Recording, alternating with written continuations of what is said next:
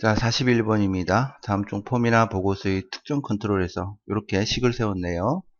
이와 같은 계산식을 사용하고 이 계산 결과를 소수점 이하 첫째 자리까지 표시하고자 할 때 사용해야 할 함수는 무엇이냐? 첫 번째 str 함수는 문자열 변환하는 함수죠.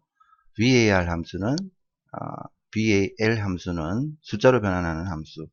정답은 포맷 함수이고요. 그 다음에 dlookup 도메인 함수는 조건을 걸고 데이터베이스 목록에서 원하는 결과를 받는 그런 함수죠. 이렇게 하나 입력을 미리 해둬 봤습니다. 지금 특가가 두 개가 있죠. 아래쪽 특가가 우리가 이제 문제 보기에 있던 계산식이고요. 이 계산식을 포맷 함수를 사용해서 이렇게 입력을 하면 수점 이하 첫째 자리까지 표현이 된다. 이런 얘기죠. 단가, 수량, 할인율 이렇게 우리가 폼 보기를 통해서 보면 이렇게 데이터가 있고요. 이것을 계산했을 때 이렇게 소수점 아래 세 자리까지 있는데 포맷 함수를 사용해서 처리를 하니까 소수점 이하 한 자리까지 표현이 되었다라는 것이고요. str 함수를 사용해서 결과값을 반환받으니까 텍스트가 되었죠. str 함수를 통해서 텍스트가 되었다라는 것을 알 수 있는 이유는 이렇게 결과값 앞에 이렇게 공백 행이 하나 생깁니다. 공백이 하나 생깁니다. 공백이. 그래서 우리가 이게 이제 텍스트 결과값이 되었다 이렇게 생각을 하면 되겠고요. 얘는 이제 수치 데이터로 바꿔주는 함수이고 그 다음에 이 결과값은 아마도 dlookup 함수를 통해서 테이블 1에서 테이블 1 여기 있는 데이터에서 수량이 5 이상인 할인율을 반환하는 거죠. 수량이 5 이상인 할인율. 수량이 5 이상인 데이터는 얘와 얘 이렇게 두 개가 있죠. 결과가 하나가 아니라 여러 개일 때는 첫 번째 결과를 반환합니다. 그래서 이 결과값이 이렇게 나타났죠. 0.056 이라는 결과값이 나타났네요.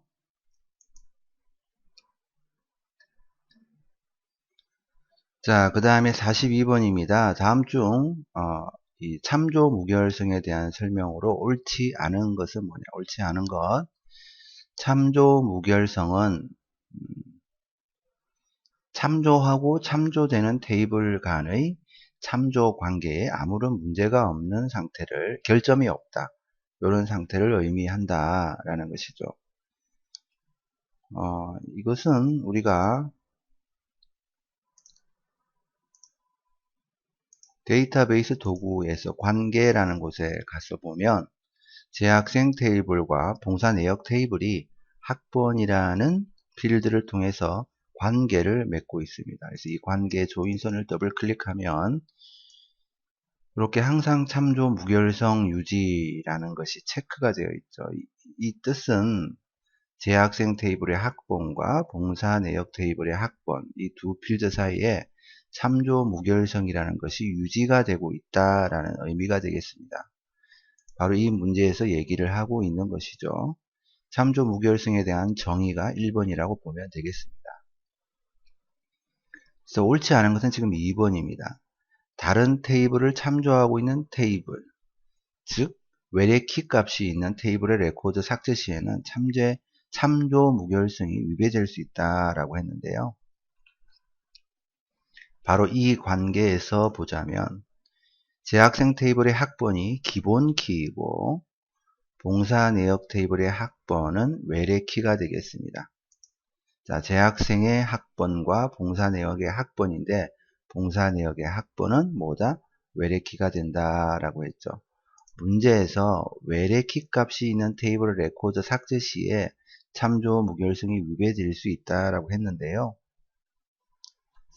봉사 내역 테이블을 열어보고요. 봉사 내역 테이블의 학번이라는 것이 있는데 이것을 삭제하고 다음 레코드로 값을 바꾸어도 아무런 위배 위배되었다는 메시지 같은 게 나타나지 않죠.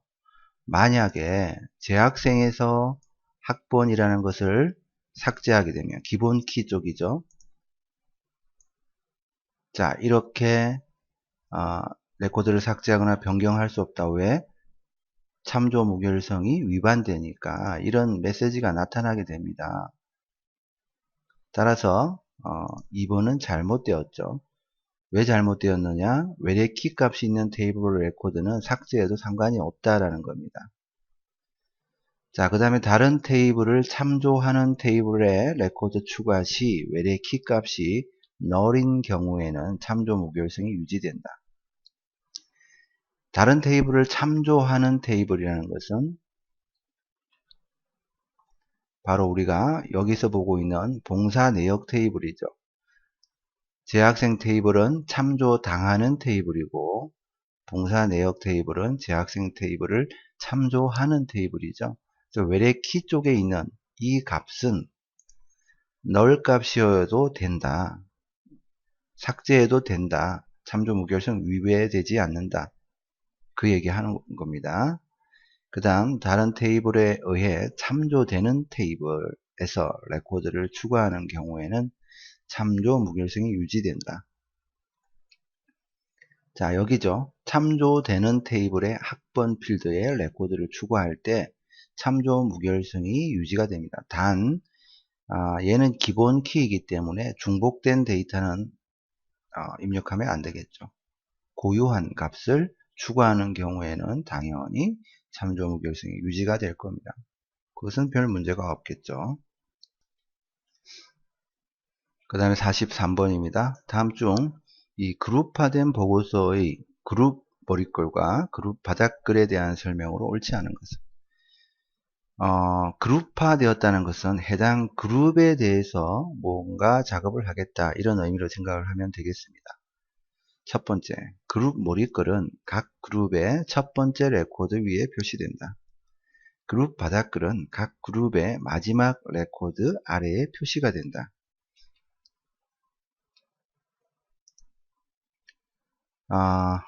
보통 우리가 이 보고서를 보면 되는데요. 지금 이 그룹화 기준이 기관명을 그룹화 기준으로 하고 있죠. 그래서 기관명 머릿글이라는 부분에 이렇게 레이블 정보가 있습니다. 기관명, 학과, 열 이름이죠. 이런 것들이 표시가 되고 있죠. 실제로 미리 보기로 보게 되면 이렇게 각 그룹의 첫 번째에 나타나고 있다라는 것을 알 수가 있고요. 첫 번째 레코드 위에 표시가 되고 있죠. 첫 번째 레코드 위에 얘가 표시가 되고 있는 것을 볼 수가 있습니다. 바닥글도 마찬가지입니다.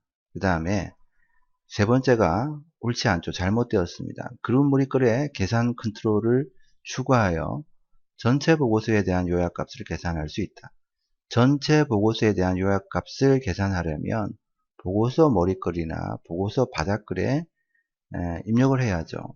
그룹은 항상 해당 그룹에 대한 계산을 수행한다. 이렇게 이해를 하면 되겠습니다. 실제로 이렇게 입력을 해 보니까요.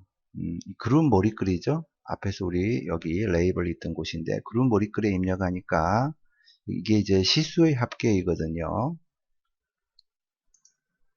이렇게 시수의 합계를 계산을 해 보니 그룹 머릿글에 있으니까 시수의 합계는 해당 그룹에 대한 합계를 보여주는 것을 볼 수 있습니다.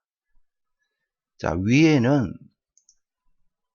보고서 머릿글에는 이번에는 보고서 머릿글과 보고서 바닥글에다가 시수의 합계를 미리 한번 입력을 해 보았습니다. 그랬더니 전체 보고서에 대한 시수의 합계가 나타나죠.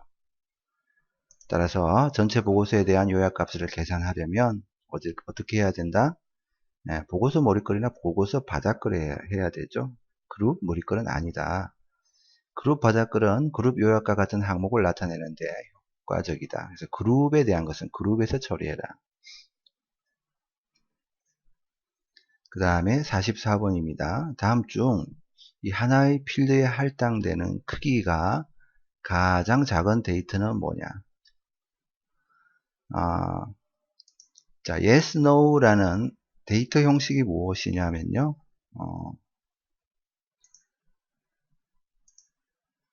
예를 들어서 우리가 테이블 디자인 보기 모드로 열어보면 각 필드는 이렇게 데이터 형식이라는 게 주어지죠. 이 데이터 형식이 중요합니다. 데이터 형식을 통해서 우리가 관계를 맺을 때도 이 부분을 살펴보아야 되거든요. 그래서 얘를 눌러보면 yes, no라든지 날짜, 시간이라든지 또 통화라든지 또 일련 번호라든지 이런 것을 선택할 수가 있습니다. 그래서 이 yes, no는 1비트예요. 가장 사이즈가 크기가 작다 이렇게 생각하면 되겠습니다. 날짜, 시간은 8바이트입니다. 통화도 8바이트예요. 일련 번호는 4바이트입니다. 그래서 가장 작은 데이터는 당연히 yes, no 이 데이터가 되겠죠. 자, 그 다음에 45번이죠. 다음 중 이 기본 키에 대한 설명으로 옳은 것은 뭐냐. 앞에서도 우리가 참조 무결성에서 기본 키를 한번 다루어 보았는데요. 첫 번째, 모든 테이블에는 기본 키를 반드시 설정해야 된다. 그렇지 않습니다. 테이블을 만들어 보면 기본 키를 설정하지 않아도 테이블을 만들 수 있습니다. 기본 키는 나중에 지정을 해줘도 된다. 이렇게 얘기를 하면 되겠네요. 그 다음에 XSS는 단일 필드 기본 키와 일련 번호 기본 키만 정의 가능하다. 기본 키는 한 테이블에 여러 개를 지정할 수도 있습니다. 기본 키를 여러 개 지정함으로써 우리가 유일한 값으로 만들어서 테이블을 설정할 수 있습니다. 그러니까 기본 키 하나로는 유일한 값이 되지 않는데 기본 키를 두 개 설정함으로써 뭐 유일한 값을 만든다든지 이런 식으로 활용할 수 있어요. 당장 우리가 살펴보자면 예를 들어서 우리가 연락처를 이렇게 기본 키로 자, 이것은 이제 우리가 관계를 맺고 있기 때문에 그렇고요. 예를 들어서 뭐 얘를 기본 키로 만들어주고 얘도 기본 키로 만들어주고 둘 다 기본 키로 만들어주고 이렇게 할 수 있다는 거예요. 그래서 단일 필드 기본 키가 아니죠. 멀티로도 할 수 있다. 옳은 것을 찾고 있죠. 그 다음에 세 번째, 데이터가 이미 입력된 필드도 기본 키로 지정할 수 있다. 당연한 얘기지 않겠습니까? 지금 여기 테이블에 보면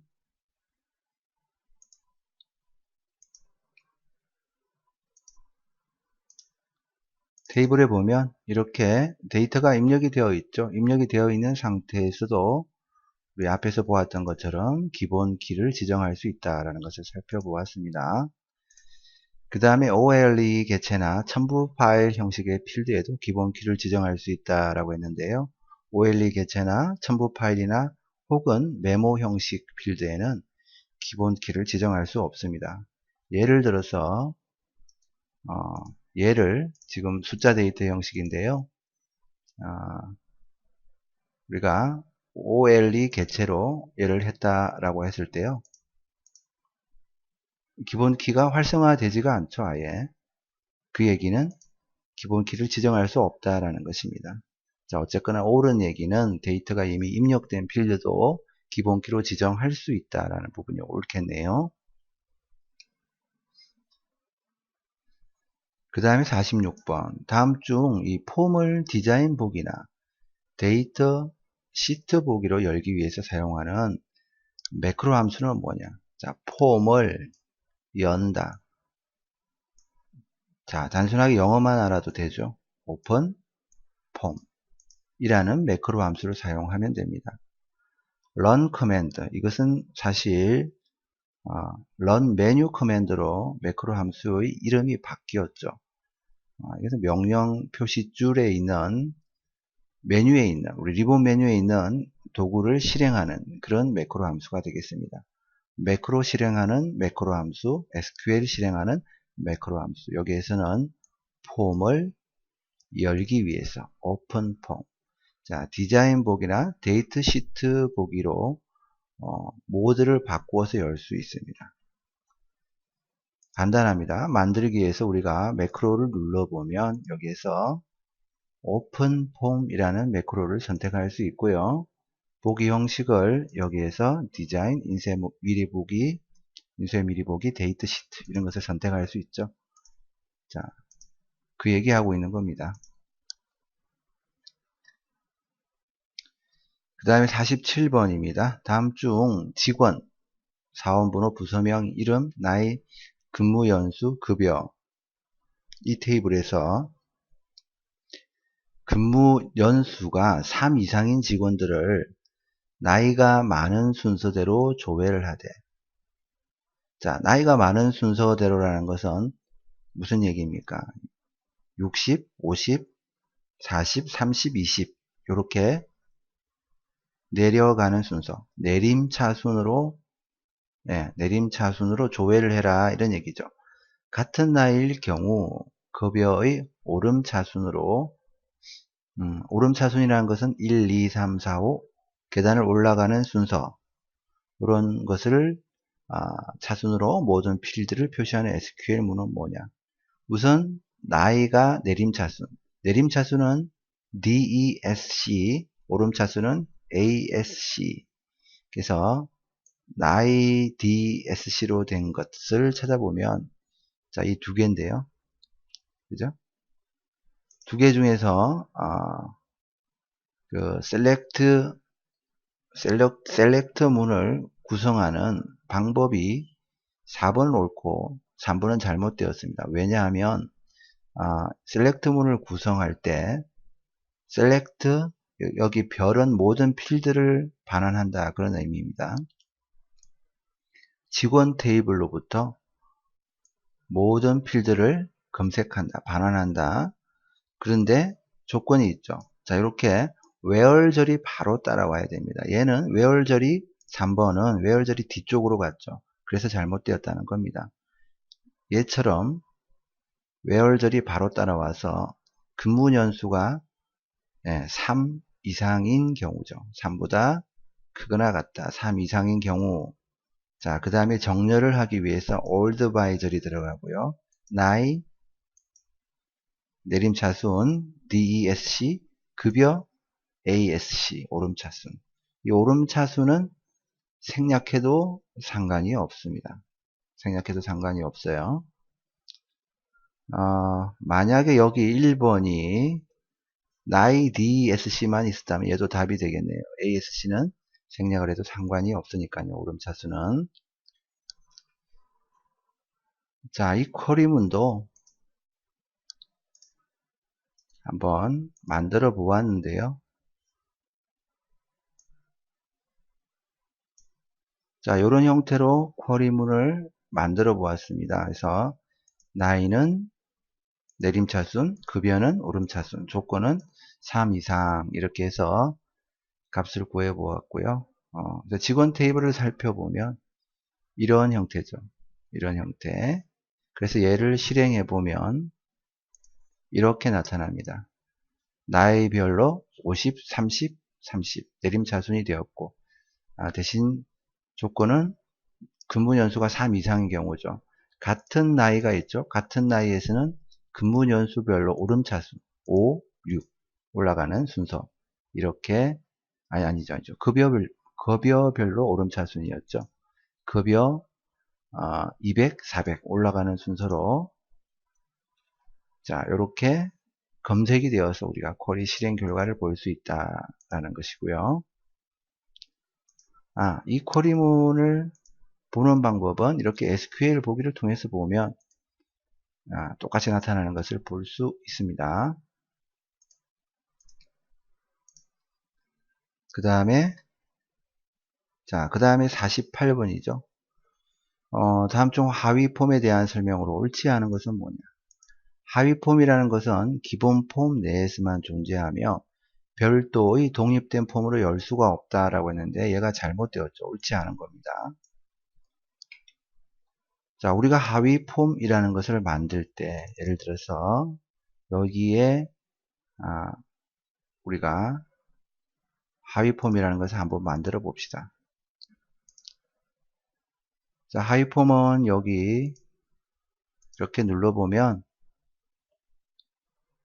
여기 있죠? 여기 하위 폼이라는 것이 보입니다. 하위 폼을 선택을 하고 이렇게 입력을 할 때 기존 폼을 사용할 수 있어요. 예를 들어서 우리가 폼 2를 하위 폼으로 넣을 수 있다는 거죠. 이렇게. 그 얘기는 뭐냐? 하위 폼은 기본 폼 내에서만 존재하는 것이 아니라 별도의 독립된 폼, 여기 보면 폼 2라는 별도의 독립된 폼으로도 존재한다라는 얘기죠. 폼 2를 열어보면 이렇게 열립니다. 그래서 별도의 독립된 폼으로 열 수 없다라고 했는데 열 수가 있죠. 그래서 옳지 않은 것은 1번이고요. 하위 폼을 사용하는 가장 적절한 예가 2번이죠. 일대다 관계가 설정되어 있는 테이블이나 쿼리를 효과적으로 사용하기 위해서 사용한다. 일대다 관계가 설정되어 있으면 하위 폼을 만들 때 설정된 관계를 이용해서 일쪽의 정보를 다 쪽의 정보의 여러 개를 보여줄 수 있는 그런 형태로 진행이 되거든요. 예를 들어서 한번 살펴보자면 우리 재학생과 봉사 내역 테이블은 학번을 이렇게 관계로 해서 혹은 봉사기관과 봉사 내역 테이블도 이렇게 1대 다의 관계를 맺고 있죠. 그 얘기는 기관 코드 하나에 여러 개의 기관 코드 정보를 보여줄 수 있다. 마치 예를 들어서 여기가 음료수라고 한다면 다 쪽에는 뭐 사이다, 콜라, 환타 이렇게 여러 정보를 보여줄 수 있다. 그 얘기입니다. 그게 바로 우리가 하위 폼을 사용하는 이유고요. 하위 폼은 보통 일대다 관계에서 다 쪽에 해당하는 테이블이나 쿼리를 원본으로 하죠. 그 다음에 연결 필드의 데이터 형식과 필드 크기는 같거나 호환되어야 된다. 연결 조인을 하려면 앞에서 우리 관계라는 것을 살펴보았죠. 이때는 데이터 형식과 필드 크기가 같거나 호환되어야 됩니다. 그 얘기를 지금 하고 있는 것이죠. 그래서 정답은 1번이고요. 옳지 않은 것이니까. 자, 49번입니다. 다음 중 이 현재 폼에서 CMD 숨기기 단추를 클릭하는 경우 컨트롤인데 컨트롤의 이름이 데이터 듀예요. 이런 컨트롤이 표시되지 않도록 하기 위한 이벤트 프로시저로 옳은 것은 뭐냐? 표시되지 않도록 한다. visible 이라는 속성을 않도록 false 한다. 이렇게 입력을 해야 되고요. 여기서 우리가 false 찾아보면 이 두 가지인데 1번과 3번 두 가지인데 1번은 visible 이라는 속성을 이용하려면 객체에 3번을 보면 객체에 이렇게 마침표 부분이 찍혀 있죠. 항상 이렇게 입력을 해야 됩니다. 객체에 대한 속성을 표현하려면 객체에 마침표를 찍고 속성을 입력해 줍니다. 속성에 대한 값은 는 해서 이렇게 값을 입력해 주면 되죠. 굉장히 중요한 부분입니다. 그 다음에 여기 느낌표는 일종의 경로 표시라고 생각하면 되겠습니다. 미라는 것은 현재 폼을 얘기를 하는 거죠. 현재 폼 안에 있는 경로에 있는 현재 폼에 있는 데이터 듀라는 컨트롤의 속성 중 visible 속성에 false라는 값을 넣어두겠다. 그런 얘기죠. 그렇게 하면 데이터 듀 컨트롤이 표시되지 않도록 한다라는 의미죠. 자, 이것도 테스트 삼아서 이렇게 한번 만들어 보았는데요. 이 폼에서 얘를 클릭하면 얘가 이제 visible이 false 보이지 않도록 이렇게 누르면 보이지 않게 되죠. 이걸 이제 우리가 만들어 준다라는 것이고요. 실제로 코드를 보면 이런 형태죠. CMD 숨기기라는 버튼을 클릭하면 visible을 false로 해서 보이지 않도록 처리했다. 자, 그 얘기를 하고 있는 겁니다.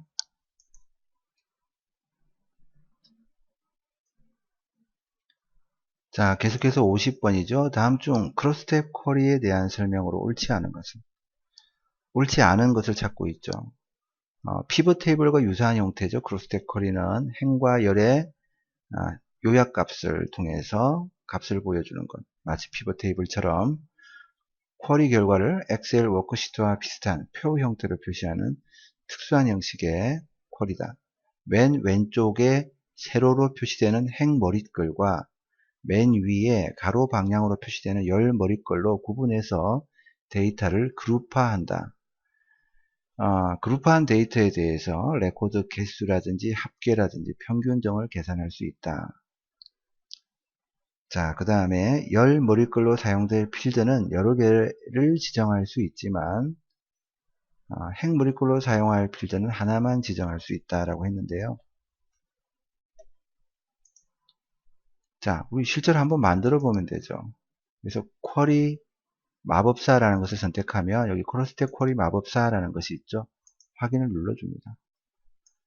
예를 들어서 뭐 이런 테이블 2를 우리가 이용한다고 했을 때, 자, 행 머릿글로 자 한번 봅시다. 하나, 둘, 셋. 자, 3개까지 지정하니까 더 지정할 수는 없죠. 자, 우선 여기 보니까 행 머릿글로 사용되는 필드는 하나만 지정할 수 있다라고 했는데 실제로 해보니까 3개를 지정할 수 있네요. 자, 열 머릿글로 해보니까 어때요? 하나만 지정할 수 있죠. 값을 계산하는 곳에 우리가 이렇게 값을 계산해서 보여줄 수 있습니다. 그래서 실제로 보면 이런 형태로 나타나게 된다. 크로스탭으로 나타나게 되면 이렇게 나타나게 되네요. 그래서 열 머릿글은 여러 개가 아니고 하나를 지정할 수 있었죠. 그 다음에 행 머릿글은 3개까지 지정할 수 있었죠. 그래서 옳지 않은 것은 4번입니다. 직접 실습해보면 다 알 수 있는 문제예요. 그 다음에 뭐 위에 있는 얘기는 앞서 보았던 것처럼 이런 작업을 수행할 수 있었고요. 그 다음에 51번이죠. 다음 중 이 실행 쿼리의 삽입, 인서트 문에 대한 설명으로 옳지 않은 것은 뭐냐? 한 개의 인서트 문으로 여러 개의 레코드를 여러 개의 테이블에 동일하게 추가할 수 있다라고 했는데요.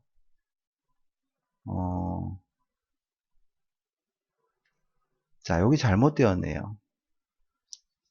자, 여러 개의 레코드, 다중 레코드라고 하죠. 이것을 한 개의 테이블에 추가할 수 있는 것이지 여러 개의 테이블에 추가할 수 있는 게 아닙니다. 자, 이것도 실제로 우리가 만들어 보면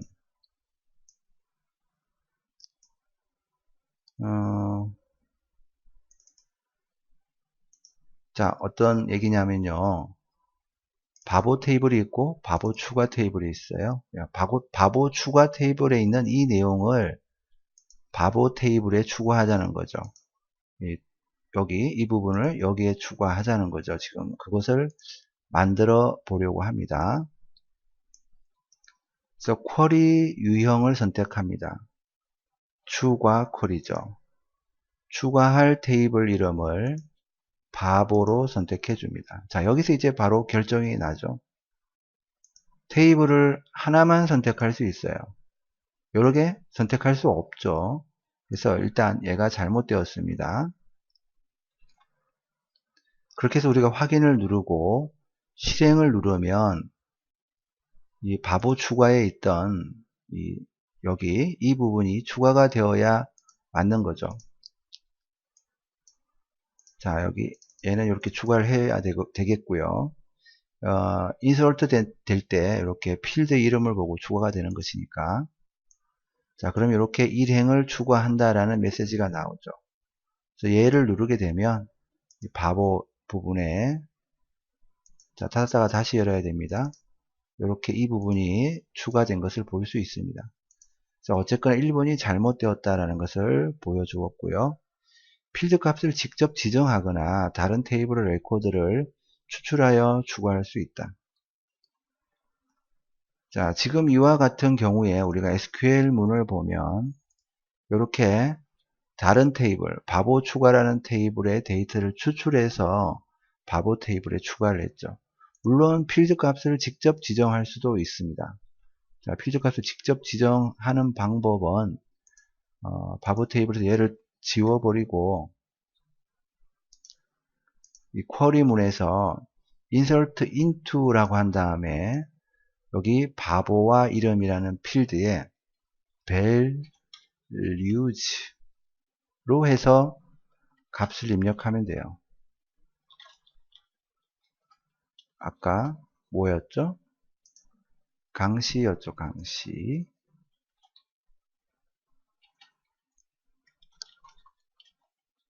이런 형태로 추가를 해 주어도 됩니다.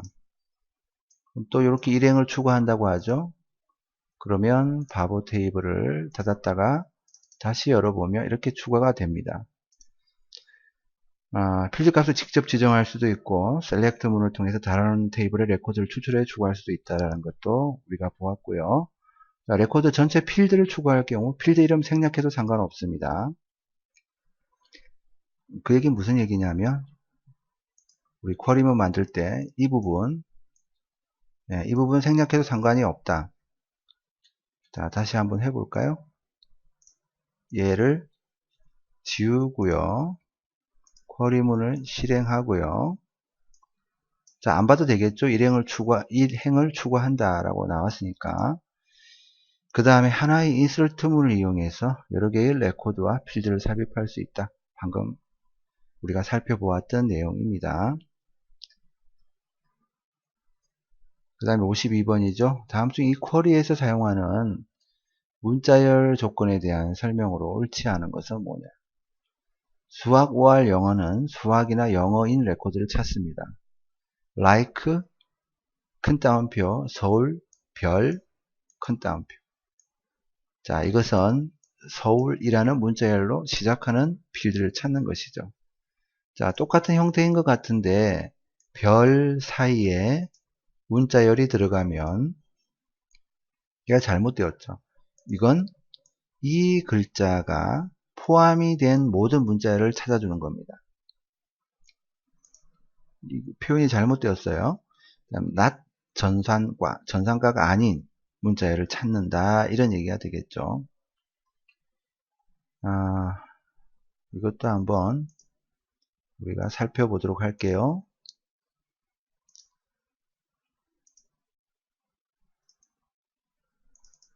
자, 이 52번 데이터를 입력하려고 이렇게 여기 이 문제를 입력하기 위해서 이렇게 데이터를 한번 둬 봤습니다.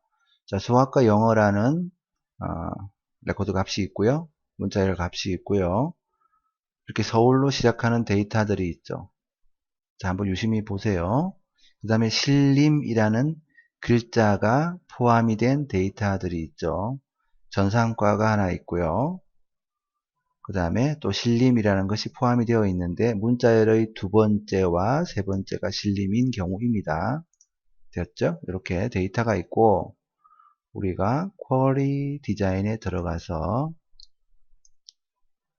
자, 이 테이블을 추가를 하고 문자열에 대해서 조건을 둘 수 있다. 자, 수학, OR, 영어 이렇게 해서 실행을 하면 여기에서 수학, 영어만 검색이 되어서 나오는 것을 볼 수 있죠. 자, OR은 그런 검색을 수행하는구나 라는 것을 우리가 알 수가 있고요. 그 다음에 like 연산자를 써서 이렇게 처리를 하면 서울로 시작하는 이 두 레코드가 검색이 되어서 나오는 것을 볼 수 있습니다. 자, 이제 문제의 3번이죠. 3번을 해보면 두 번째, 세 번째 글자를 반환하는 것이 아니라 신림이라는 글자가 포함된 모든 데이터가 검색이 되죠. 자, 여기에서 신림이 포함된 3번처럼 되려면 얘만 검색이 되어야 되는데 그렇지 않잖아요. 다 포함이 되었죠. 그럼 3번처럼 하려면 어떻게 해야 되느냐? 여기를 한 글자를 대체할 수 있는 물음표로 바꿔주면 이런 형태로 검색이 되겠죠.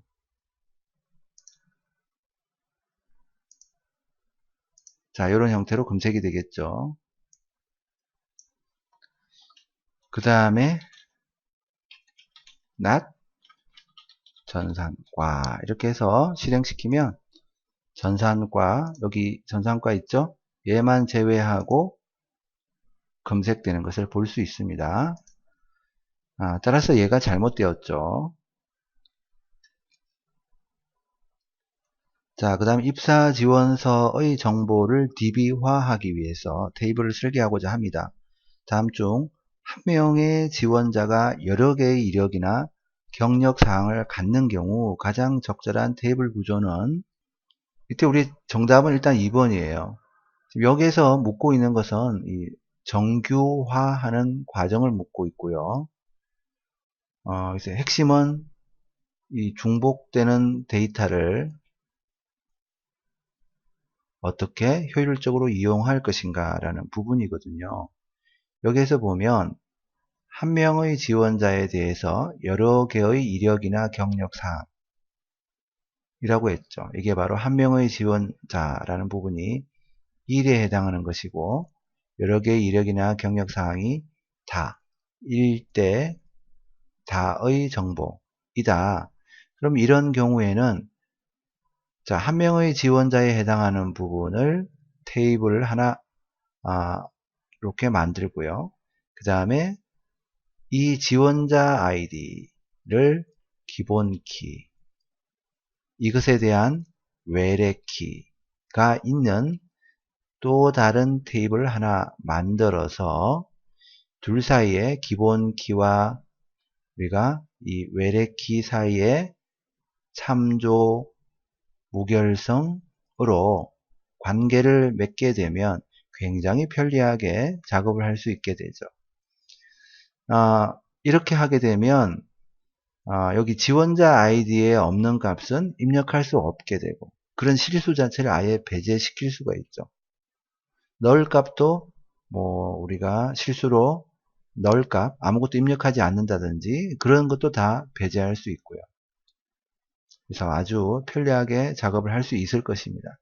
단순하게만 보자면 그렇다는 거예요. 지금 여기 나머지 것들은 예를 들면 4번 같은 경우에는 중복된 데이터를 계속해서 입력해야 되고 관리도 제대로 안 되겠죠. 그래서 얘는 그 다음에 1번 같은 경우에는 외래키가 없기 때문에 서로서로 또 테이블이 따로따로 관리가 되어야 되는, 또 서로 무결성도 보장할 수 없는 그런 상황이고요. 그래서 어쨌거나 가장 적절한 것은 자, 이번의 경우다 이렇게 보입니다. 그 다음에 54번입니다. 다음 중 동아리 회원 목록을 표시하는 동아리 회원 폼에서 아래 그림과 같이 여자 회원인 경우 본문 영역의 모든 컨트롤들의 글꼴 서식을 굵게 기울임꼴로 표시하는 방법으로 적절한 것은, 자, 요렇게 지금 그 글꼴 서식에 의해서 도드라져 보이게 표시가 되었죠. 자, 이건 지금 조건부 서식에 대한 내용을 묻고 있는 것이고요. 자, 이렇게 처리를 하려면 중요한 것은 모든 컨트롤, 지금 본문에 있는 뭐 텍스트 1, 텍스트 2, 텍스트 3, 텍스트 4, 텍스트 5 이런 컨트롤들이 모두 조건부 서식이 지정이 되었잖아요. 그래서 본문 영역의 모든 컨트롤을 선택한 다음에, 자, 여기 중요한 것은 조건부 서식에서 규칙으로 조건식을 성별은 여자 이렇게 지정한 후에 서식을 설정해야 됩니다. 나머지 것들처럼 하게 되면 개별적으로 서식이 설정이 된다거나, 그러니까 여기 컨트롤 중에 개별적으로 서식이 설정이 된다거나, 혹은 뭐 값이 이거로만 설정이 된다든지 그런 문제가 생기게 됩니다. 이것도 이제 미리 입력해 둔 것이 있습니다.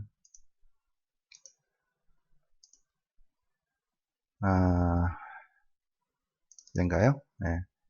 이렇게 보게 되면 이렇게 우리가 이제 나타나게 되죠.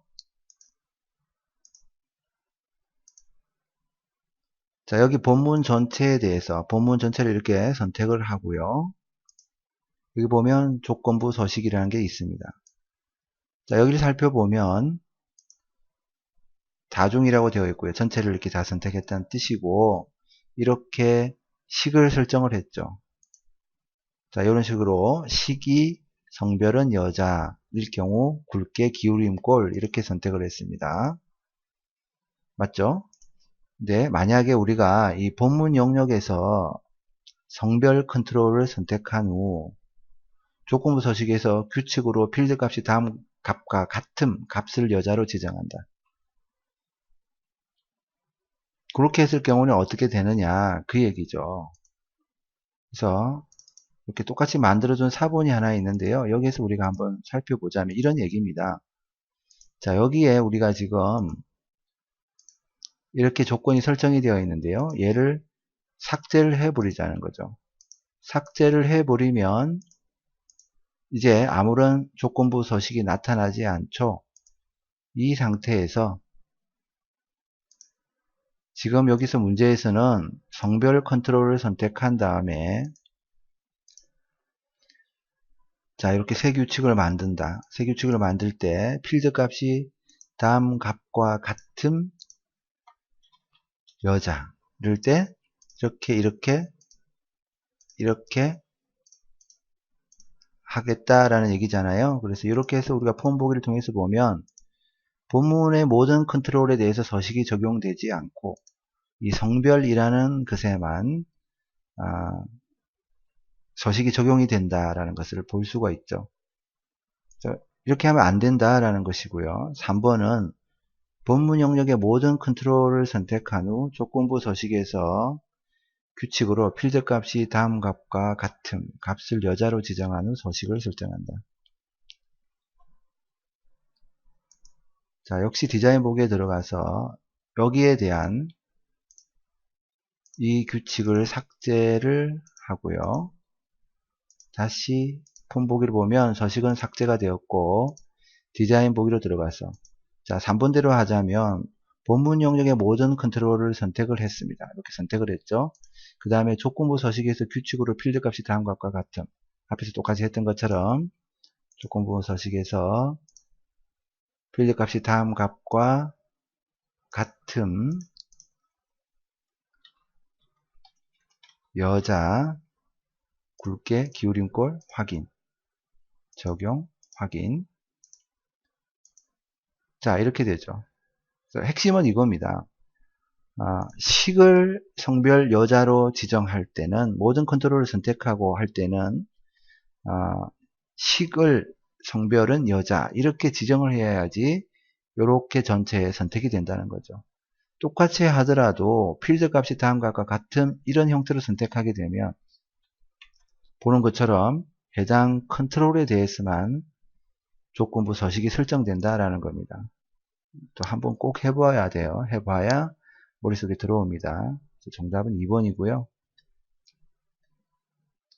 그 다음에 폼의 각 컨트롤에 포커스가 위치할 때 입력 모드를 한글 또는 영숫자 반자로 지정하고자 한다. 다음 중 이를 위해서 설정해야 할 컨트롤 속성은 IME 모드라는 겁니다.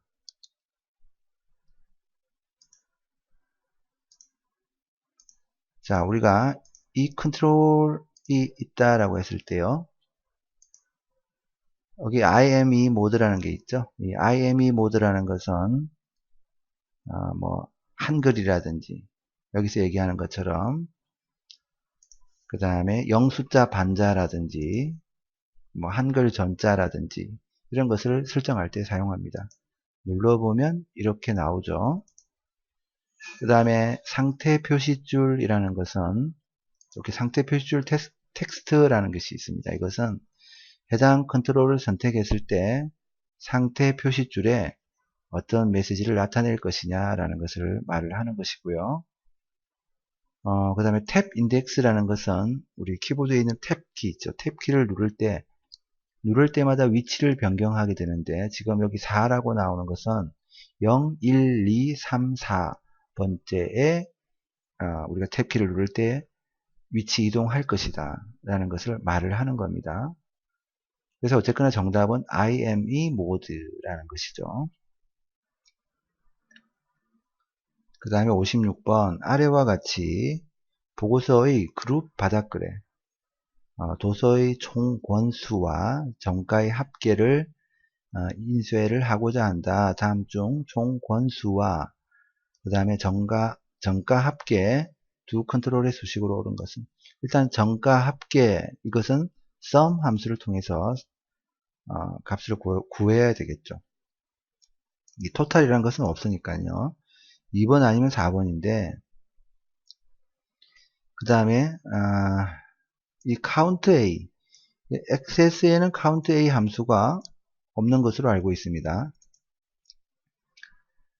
없을 거예요. 그래서 count 함수를 사용해야 되죠. 그래서 정답은 4번입니다. 얘도 얘가 sum, 1번도 sum이었다면 정답이 될 수도 있겠죠. 왜냐하면 이 count 함수에 이렇게 필드 값을 사용하는 경우와 그 다음에 이렇게 별 표시를 사용하는 경우가 있습니다. 두 개의 차이점은, 우선 이 별 표시를 사용하면 연산 속도가 굉장히 빠릅니다. 그래서 일반적으로 얘를 사용하죠. 그래서 전체 레코드 개수를 구한다라고 할 때는 일반적으로 이렇게 카운트 함수의 인수로 이렇게 별을 사용하게 됩니다. 별 표시. 둘 사이 차이점을 얘기를 하자면, 별 표시를 사용하게 되면 그 레코드의 널값이라는 것은 공백이 아니라 아예 그 레코드에 값이 입력되지 않은 상태를 얘기를 하는데, 그런 경우에도 전체 레코드 개수를 헤아려 줍니다. 그런데 카운트 함수에 이렇게 필드 이름을 적게 되면 해당 필드의 레코드에 만약에 널값이 있다, 그러면 걔는 계산하지 않습니다. 건너뛴다는 거죠. 그런 거 체크하니까 좀 시간이 오래 걸리는 것이고요. 만약에 지금 이 경우에 이 정가라는 부분에 널값이 없다면 얘도 전체 레코드의 개수가 될 수가 있겠죠. 그에 대한 지금 언급은 없으니까, 그러나 어쨌든 얘가 이제 이 부분이 틀렸기 때문에 얘가 답이다라는 것이고요.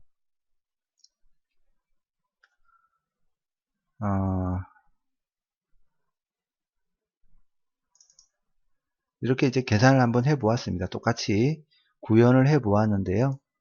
디자인 보기를 통해서 살펴보게 되면 이렇게 여기는 카운트 별, 썸 정가 이렇게 계산을 하니까 우리가 원하는 결과가 나왔다라는 것을 볼 수 있습니다.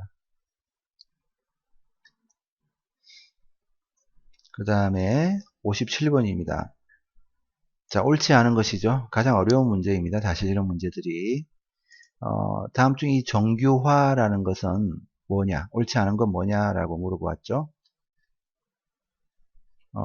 우선 이 정규화라는 것의 정의부터 이렇게 이걸 우리가 전공해서 하는 공부도 아니고 아주 자세히 알 필요는 사실 없습니다. 자세히 알려면 이게 책이 한 권, 두 권으로 되는 문제가 아니에요. 그냥 좀 얇고 얇은 지식이지만 우리 이제 기출 문제에 맞출 수 있을 정도로만 그 정도로만 학습을 하도록 합시다.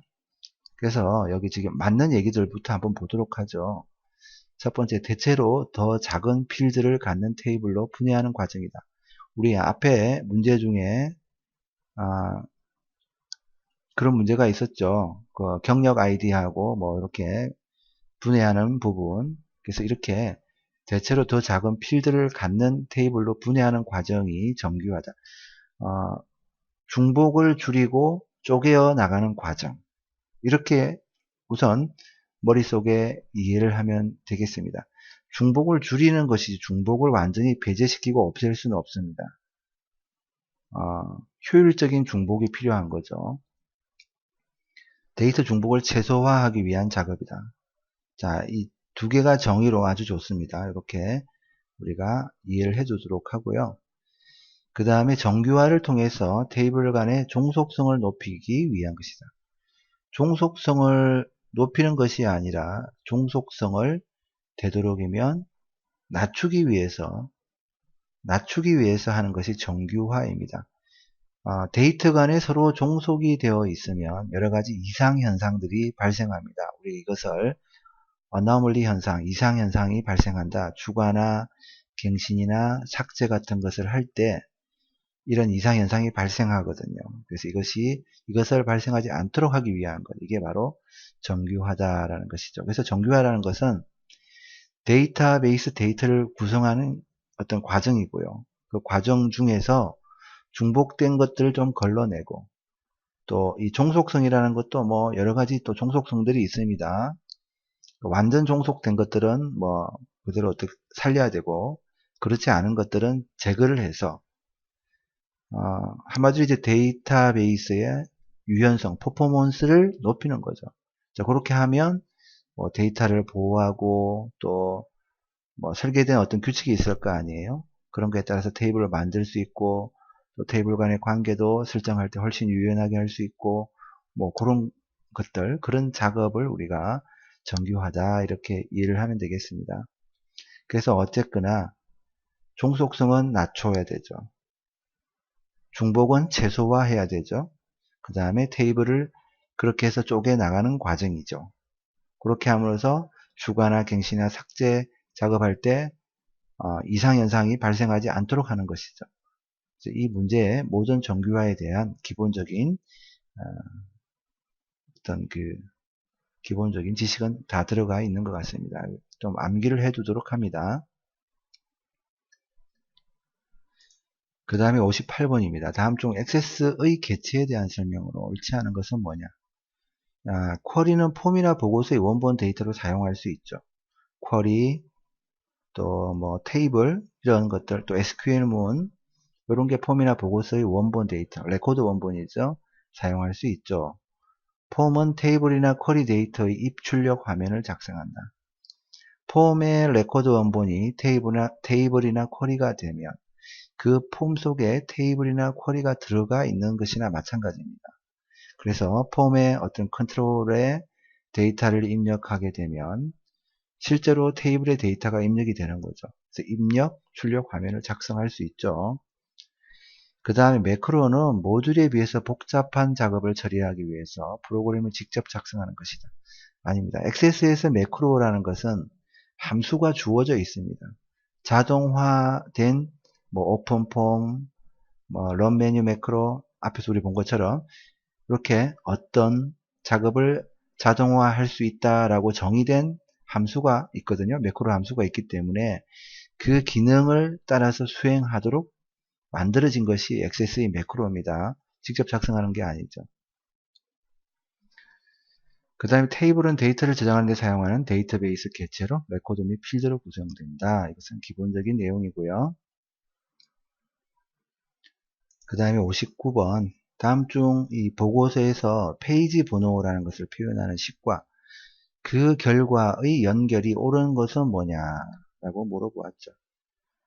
자, 여기서 우리가 알고 있어야 될 것은 전체 페이지라는 것은 페이지즈라는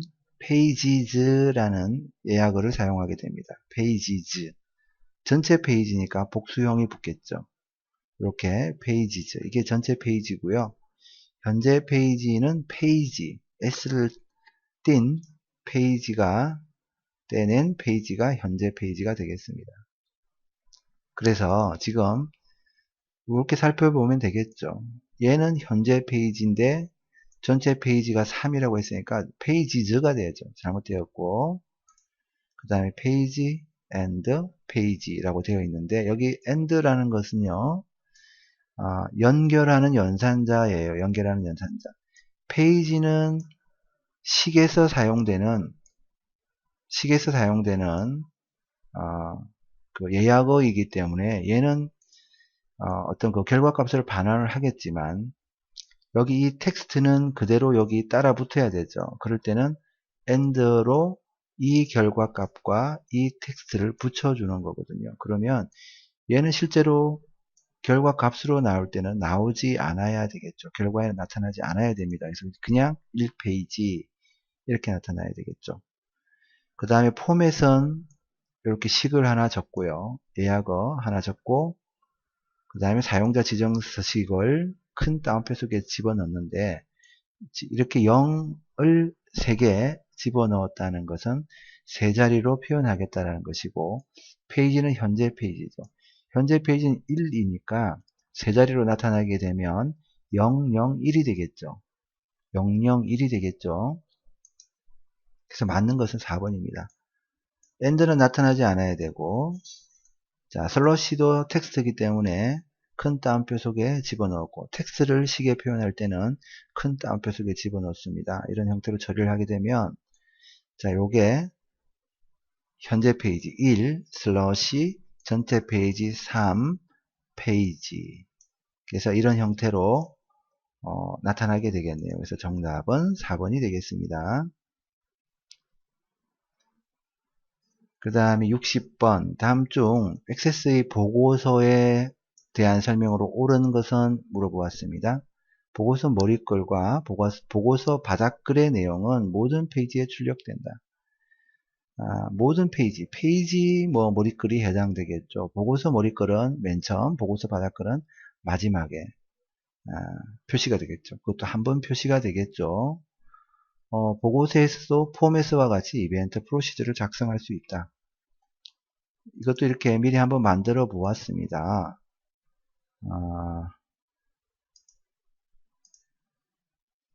자, 여기 보고서에다가 이렇게 커맨드 16이라는 버튼을 클릭하게 되면 동아리 회원이라는 오픈 폼을 열 수 있도록 만들어 보았거든요.